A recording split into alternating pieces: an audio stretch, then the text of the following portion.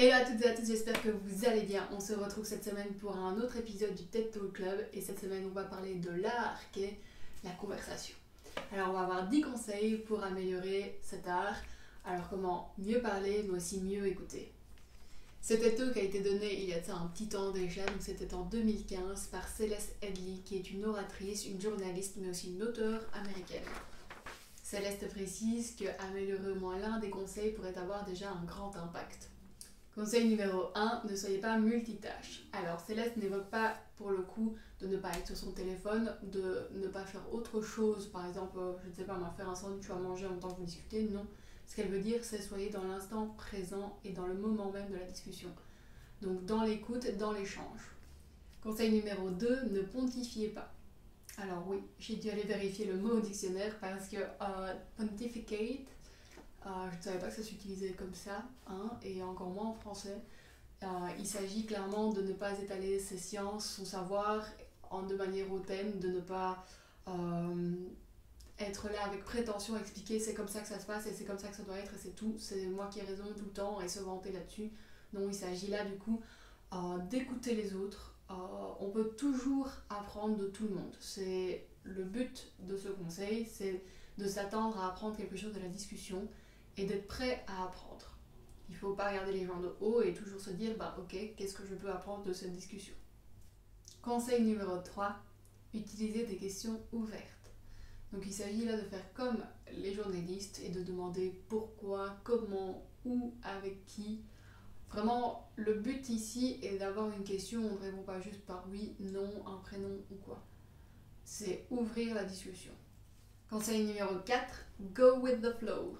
Alors j'ai essayé de ne pas le traduire parce que clairement ça a une petite dégaine en anglais.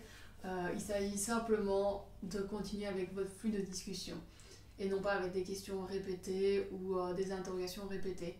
Alors ça se voit clairement quand vous n'avez pas écouté ce que la personne vient de vous dire et que vous repartez sur une question que vous aviez depuis déjà longtemps parce que vous la trouvez super intelligente et tout ça. Alors oui, faites la liste de vos questions si vous avez envie, mais clairement suivez le fil de la discussion et allez avec ce qui se passe dans votre esprit et vers où va la discussion, quoi. Conseil numéro 5, et moi c'est un de mes préférés, quand vous ne savez pas, dites que vous ne savez pas. Je trouve que dans la société actuelle, on a énormément difficile d'entendre des gens dire je ne sais pas. C'est normal de ne pas tout savoir, c'est normal de dire écoute je ne sais pas, et quand bien même ça serait un de vos professeurs, j'entends souvent des gens qui disent ouais mais le prof il savait pas. Il va pas te raconter n'importe quoi et te faire croire que c'est comme ça. Non, il peut te dire je ne sais pas, je vais me renseigner. Pour moi, c'est s'attendre à ce que tout le monde sache tout à tout moment, c'est juste pas possible. Et c'est valable pour soi-même et c'est valable de juste dire écoute, là pour le coup je ne sais pas, voici une de mes hypothèses, voici ce que je pense, mais je ne suis pas sûre. C'est aussi simple que ça. Et j'aime beaucoup ce que Céleste dit là-dessus, c'est qu'elle fait toujours attention comme si tout était on record. Donc comme elle est journaliste, elle part du principe que tout ce qu'elle dit est enregistré et peut être retourné contre elle plus tard en disant t'as déjà dit ça sur l'antenne et du coup c'est pas correct. Elle applique le même principe à toute conversation. Donc pour elle, on pourra toujours venir vers elle et lui dire tu m'avais dit ça et c'était pas correct. Alors du coup, elle fait énormément attention à ce qu'elle dit et ça rajoute clairement une valeur à ce qu'elle dit parce que quand elle ne sait pas, elle le dit. Conseil numéro 6, n'égalez pas votre expérience avec celle de votre interlocuteur.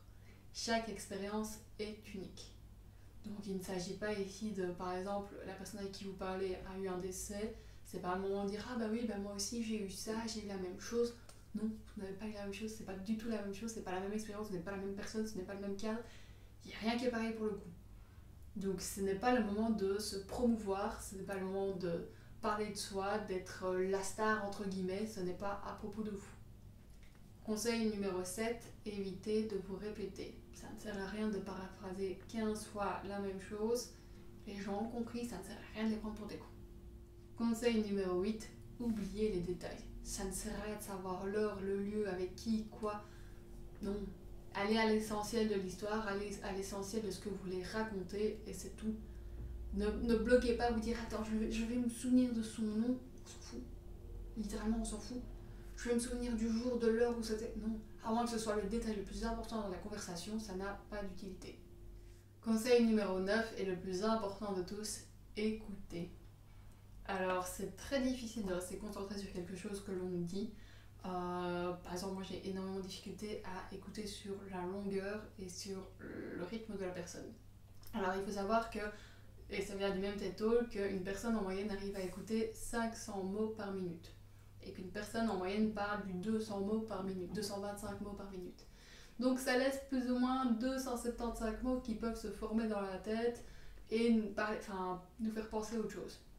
Donc il s'agit réellement de se concentrer sur ce qu'on nous dit et d'écouter. Le point qu'elle dit et que je trouve exceptionnel et que j'ai énormément remarqué, alors je trouve qu'une fois qu'on nous le dit, on y prête attention et c'est difficile pour soi de commencer à réellement écouter. Mais je vous le dis, la plupart des gens n'écoutent pas pour comprendre, mais écoutent pour répondre. Donc c'est-à-dire que quand vous parlez, vous faites un argument avec une personne, on va écouter tout ce que vous dites pour pouvoir y répondre directement et prendre chaque bribe qui pourrait servir à une réponse. Alors que le but, non, c'est d'écouter pour comprendre le point de vue de la personne. On ne vous dit pas d'être d'accord avec elle, mais juste d'écouter et de pouvoir comprendre. Alors je vous invite aussi à remarquer ça dans les prochaines discussions. Si vous remarquez que les gens sont plus, et vous-même, si vous êtes plus à écouter pour comprendre ou à écouter pour répondre et voir si c'est pas la première chose que vous arrivez à changer. Conseil numéro 10, soyez bref. C'est ce que j'essaie de faire avec cette vidéo par exemple, être bref. Donnez l'information, mais n'allez pas partout pour que la personne ne se perde pas au milieu de route, quoi.